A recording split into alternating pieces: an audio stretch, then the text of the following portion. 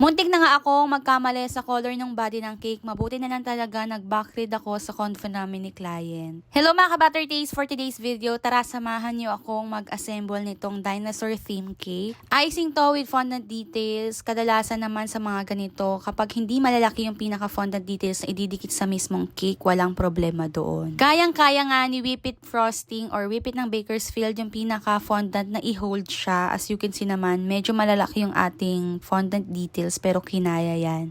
Wag lang talaga yung sobrang dami na talaga na ididikit dun sa body ng cake. May possibility kasi na dumulas siya or mahulog na lang. For extra support, syempre, nilalagyan natin ng mga sticks yung fondant toppers na ididikit natin sa body ng cake. Alam nyo ba, ang pinakapagkagayahan kasi nito is color yellow. Mabuti na lang talaga bago ako mag-assemble is nag-backread ako. Kung hindi, magkakalas ako ng wala sa oras. First time client ko nga to si Miss Yang. Kaya Miss Yang, thank you so much po for trusting Butter Taste. Kakasend niya lang ng feedback and photo ni Baby Elias. Kuwantuwa siya at nagustuhan daw ng baby niya yung cake na ginawa natin. Bago ko makalimutan, ang cake size natin is 6x6, almost 6x7 inches dahil nga doon sa icing natin dahil puti at medyo makapal yung icing natin. Pinaligitan din pala ni Miss Yang yung pinaka fondant toppers o yung mga dye na ilalagay para maging minimalist lang. So ito na yung finished product. Super natuwa ako dito and super cute na cute ako. Yun lang, maraming salamat. Bye!